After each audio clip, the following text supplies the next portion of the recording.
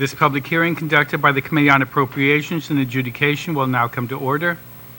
Notice of the public hearing was disseminated to all local media outlets via electronic format on December the 18th, with a second notice provided on December the 26th. Notice of the hearing was also made known on the Guam Legislature's website. This afternoon at 4 o'clock, we will be hearing two bills. The first bill is Bill 212, introduced by myself, to authorize the Attorney General the use of funds for experts in federal litigation cases. And second bill, 222, also introduced by myself, regarding prohibiting bonus pay and mandating proper pay and pay adjustment processing for unclassified employees. We will do Bill 212 first. Who is appearing for the Attorney General's office?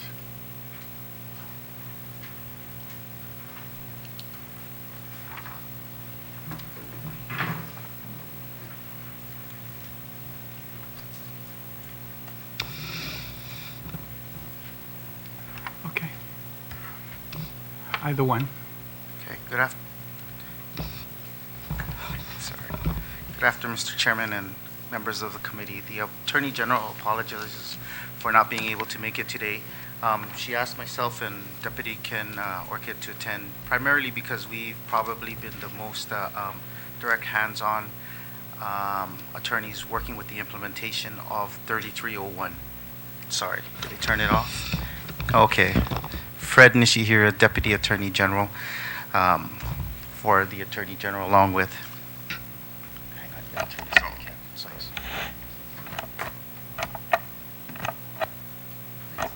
Is it on? No. Okay.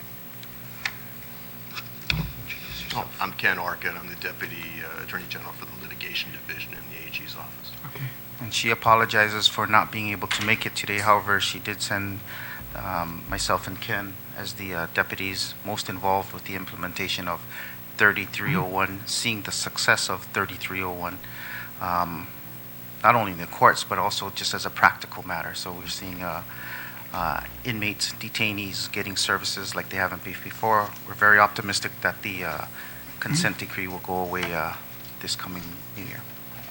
Can I read her prepared testimony, which I believe has been handed out to every one of you.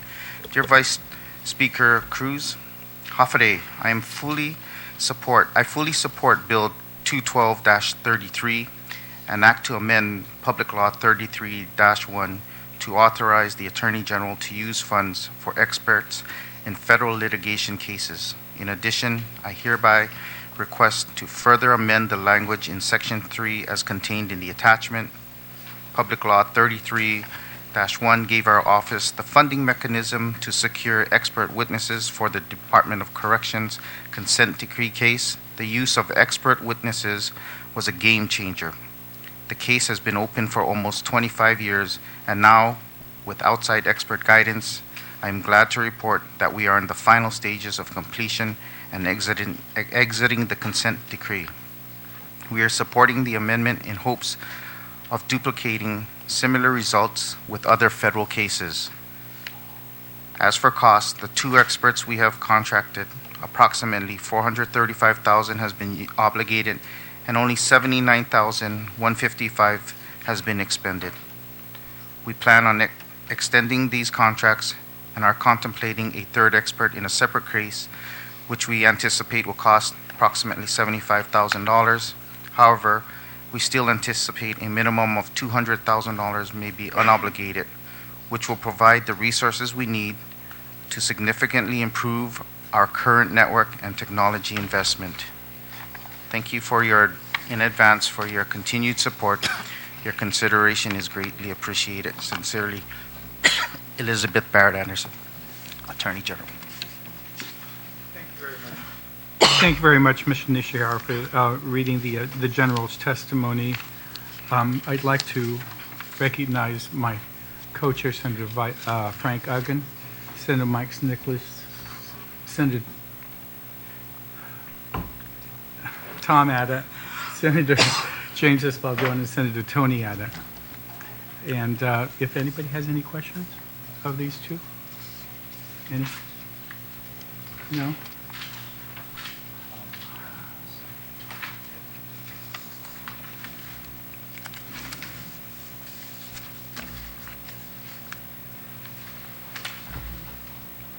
Mr. Chair, if I may. Please.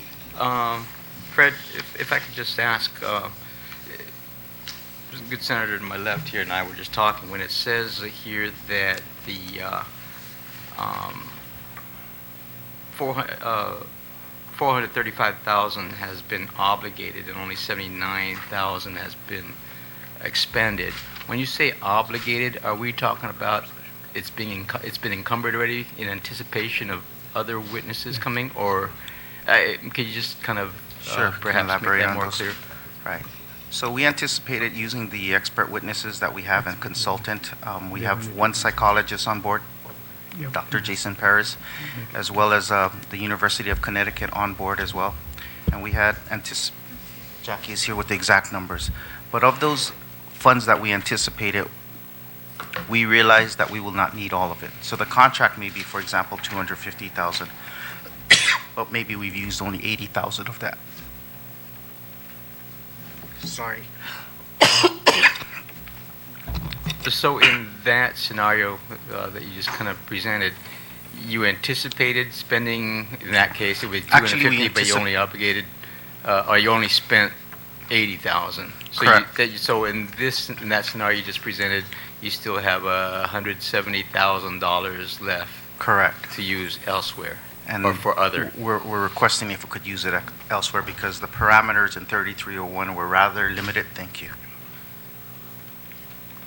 So this will allow us to expend it elsewhere. And the reason why we didn't spend as much money as we anticipated was because it took a lot of work up front, and as we went along, we needed the experts less and less. So it worked out well. I mean, really, you look at the consent decree where we are now, and within less than a year, we plan to file motions to get out of it.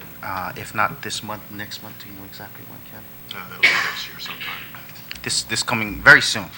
So the experts have worked well, but we're keeping them on board to make sure that as we implement, they can monitor and ensure that we're able to sustain these new implemented policies and procedures.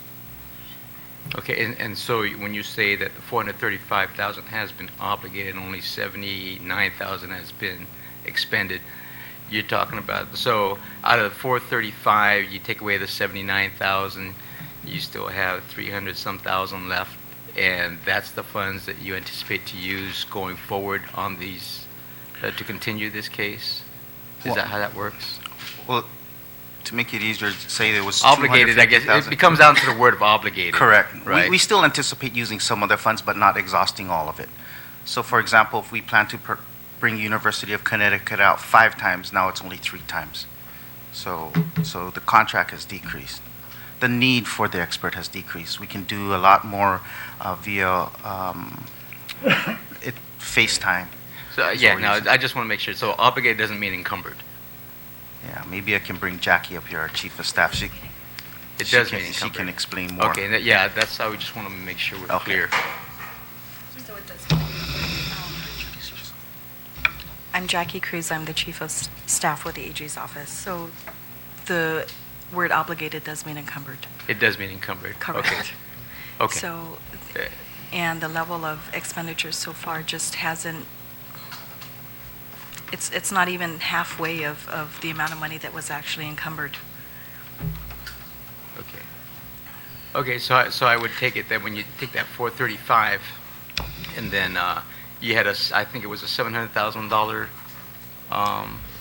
limit or amount Yes, except we did receive less. I'm sorry, you did receive I believe less. we received,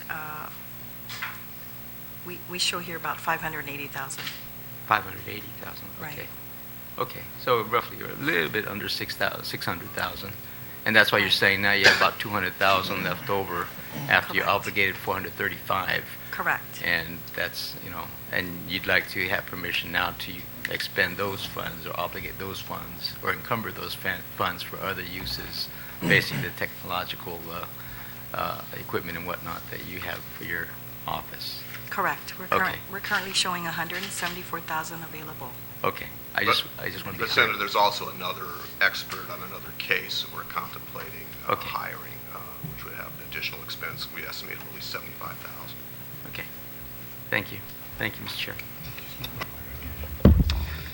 Just to make things clear, we thought there was 700,000 that had been unexpended from 2014. In 33-1, we gave the Attorney General the authority to expend any of those funds for expert witnesses in the DOC case. The funds have not been completely expended. 400 of it has been obligated, but not all of it may be necessary to complete the dissolution of the consent decree. So she has asked for authorization to get further, to get additional expert witnesses to assist in other cases that she's contemplating taking in the federal court. And that was what was written into Bill 212. She's asking for some technological equipment that's not in 212. That's an amendment she is asking for that may not necessarily be granted. We may just be giving authorization as per 212 only for expert witnesses, and if there's any money left over, then we might think about doing the technological equipment that she's requesting. But right now, as written, Bill 212 is only for expert witnesses for other federal cases, both Ledzon and one of the other cases. Davis case, right? The Davis case, to assist in those two cases. And if there is anything left over after that, we may have a third bill to complete all the 700,000 expenditure. Okay? Just so my colleagues are clear on that. Mr. Chair. Just to clarify, I've been kind of following some of the progressions over some of the issues that our island has been facing over the last several weeks, and I was under the assumption that Bill 212, Mr. Chair, was to free up these resources for the potential need for a special prosecutor in the Attorney General's office for the pay adjustment case issues that have recently arisen. Am I in error in that assumption? That has not been discussed with the general as to whether or not that's going to be used. It was not contemplated in the introduction of Bill 212. If she wants to send testimony to say that she would like to have money from the unexpended funds for the special prosecutor, she can do that. It wasn't in 212. It's not in her testimony today. The only thing she's adding is equipment, which we had not discussed before. And so, no, it is not.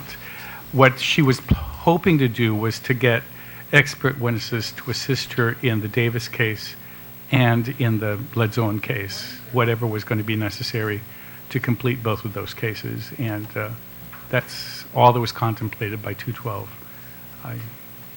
If she sends a letter that she'd like to expand it to include something else, then we might do that before the hearing. But it's not in any of the testimony either.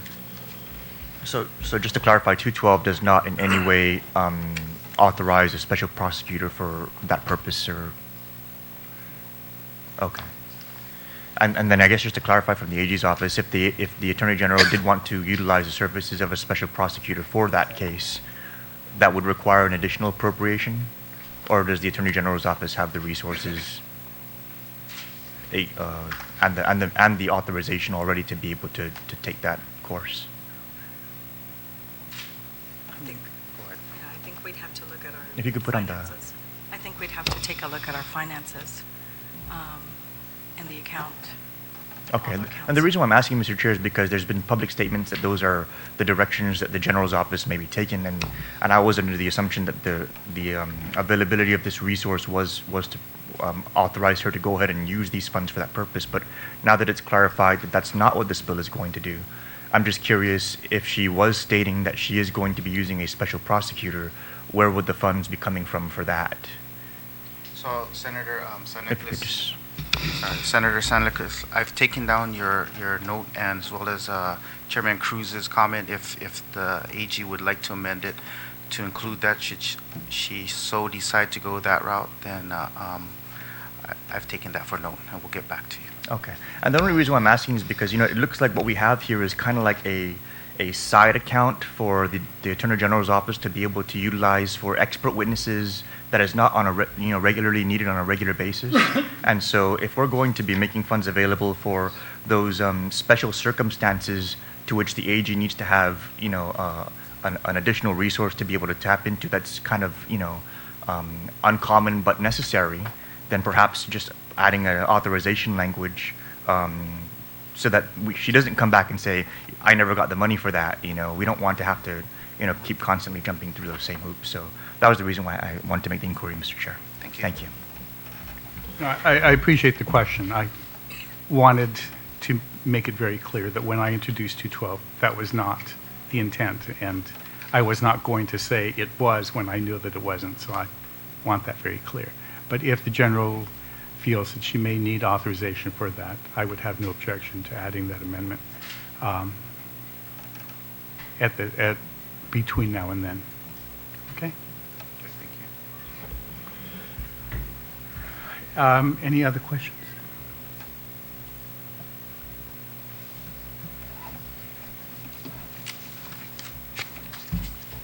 All right. Thank you very much, and we'll consider Bill 212 as having been heard. The committee will keep the record open. Usually it's 10 days, but hopefully we'll get an answer from the General as to whether or not she's, and with all the public pressure that the papers are putting, I'm sure that at some point she's going to need to say that she does or does not have the requisite funds to address a independent prosecutor. And so she can send us a note. But I just want to make sure that people are clear that even if it was an issue that I had raised, I was not going to hijack a bill that I had introduced well before I had raised that issue and try to make it look like bootstrapping it in. If that's the General's request, we will deal with it. Okay?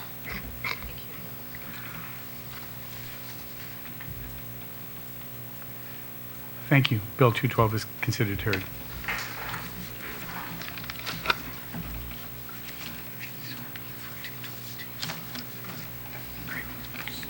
Bill 222. I see Mr. Nishihara and Senator Klitsky. Are you testifying on 222? Thank you, Senator Cruz, but I think I'll sit this one out. If it's okay. Oh, I was just surprised. Okay, that's fine. Thank you. All right, Mr. Nishihara. Thank you once again, Deputy Fred Nishihira for the Attorney General's office, along with Deputy Ken Orchid from the AG's office. We have written testimony from the Attorney General. Hafare, Mr. Chair, and members of the committee, we fully and strongly support the passage and enactment of Bill 222, an act that would abridge gubernatorial authority under 4 GCA 6207 to increase executive staff salaries in a single lump sum bonus-style payment. The legislature has heretofore limited the authority of unsuccessful executive office incumbents from engaging in post-election salary increases for their unclassified staff. Bill 222 will close the gap on actions of successful incumbents engaging in similar compensatory actions after a successful election. For clarification purposes, we recommend that the Act specify increases limited to 26 biweekly equal installments to prohibit any potential of consecutive installments. Thank you for permitting our comments to be included in the public hearing on this matter. Sincerely, Elizabeth Barrett Anderson, Attorney General. Please thank the General for her testimony, and I probably should have given an introductory statement as the main sponsor. After General Anderson issued her opinion that it was illegal, it became clear that there was some issue as to whether or not the authority was or was not there. But it was her opinion that it was illegal. So Bill 222 was introduced to do several things. One, to make it absolutely clear that no bonuses or retroactive pay could be provided to unclassified employees, and that's in Section 2, a new section that we've added. I'm sorry, Section 3. Section 1 and Section 2 keep the governor's and lieutenant governor's authority as it relates to their staff salaries, and keeps it intact. But we did add one provision at the end, which shall be paid in 26 equal installments from the date when such salary was set. If it's the governor's or lieutenant governor's desire to pay a staff member $25,000 a pay period and wants to increase the salary of that person to $650,000 a year, the law provides for that as long as there is an appropriation for it. What we're trying to do with this bill is to prevent the governor or lieutenant governor from making one $25,000 payment in one pay period or at one time, and then either, if that was done by increasing the salary to $650,000 so that it would make the $25,000 payment, that they couldn't reduce it subsequently or just to make that pay adjustment. And so that was the reason why we said, if you're going to do it, then fine, that's still your authority, but it's going to have to be paid out in 26 installments. And if you have the money for it, that's your decision. But I'm at least recognizing that should be a prerogative of the governor, lieutenant governor. But since there is no provision in the law for retro pay or for bonuses for unclassified employees, then it would have to be paid out over 26 prospective pay periods. So that's what the bill was. It also has that any processing of retro pays would be a misdemeanor, and if the decision of the governor, lieutenant governor, is to increase somebody's salary and then decrease it within 2 pay periods, then that employee will have to repay that money, because it's obvious that it was a ploy to either get around the bonus or the unclassified or the retro payment. And so that's what we tried to close it in. When we read the general's opinion, we realized that there were some loopholes, and we're trying as much as possible to close it and make it tight. And so I appreciate her testimony. I don't know if any of my colleagues have any questions. Please. Thank you, Mr. Chairman. Just a couple things that have been going through my head, because one of the things that have just been so disturbing about what's happened is that it just looks like a way to evaluate the system and to be able to make those payments happen. And so I was just wondering, as we try to tighten this thing up, are there other additional loopholes that we might need to consider? Like, for example, let's say we passed this and we made it so that you have to pay it out over 26 equal pay periods, right? But what if, like, let's say, for example, they just made one particular position go up $50,000, and they just kept on transferring people into that one position for a single pay period throughout the 26 pay periods throughout the year, so they can give 26 people a $50,000 raise? I mean, is that another scenario that could possibly happen where, I think Senator Cruz's Section 3 takes care of that issue, or that scenario. No, because when I read it, it says that pay adjustments that increase base pay shall be paid in 26 equal installments from the date which such pay adjustment was authorized. But that's, for example, like let's say we gave a special assistant position, special assistant, A, and we bumped that salary up 50,000, and then we just transferred each special assistant over the course of the next year into that special assistant A position, and then we transferred them out after one pay period. Wouldn't we be able to give them all a $50,000 bump in each subsequent pay period? Yeah, that's one thing that I was wondering about. And the other thing that I was wondering about was, what if somebody was given a raise of $25,000 for 26 pay periods, but then they resigned after one pay period, and they came back and were rehired immediately thereafter? Would we also probably need to include language in here that would prevent somebody from getting a raise, resigning, and then being rehired for X number of days? Those are two things that have kind of just creeped into my head because, and this is probably where I would appreciate more input from the Attorney General's office, because we can see where the intent is. The intent is to prevent the payroll mechanisms to be loopholed in a way where raises are given out that are outside of the norm.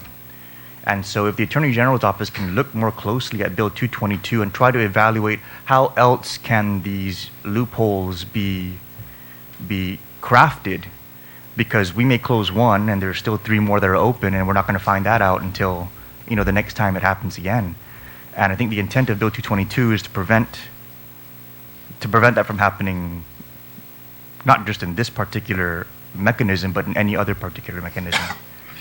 So if I could ask the chairman if the AG's office can look more closely at Bill 222 to try and see are there other loopholes that can be exploited through creative payroll or personnel adjustments, and if we can get recommendations on how to close off those additional loopholes, but still remaining within the separation of powers limitations of the Organic Act. Sure. We will take it back to the AG, and if she has further comment, I'm assuming that same 10 days will be left open. Okay. We'll submit. Thank you, Mr. Chair. Thank you. Any other person?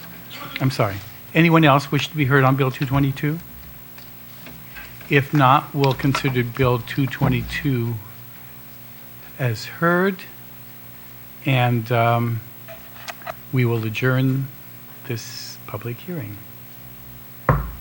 Thank you.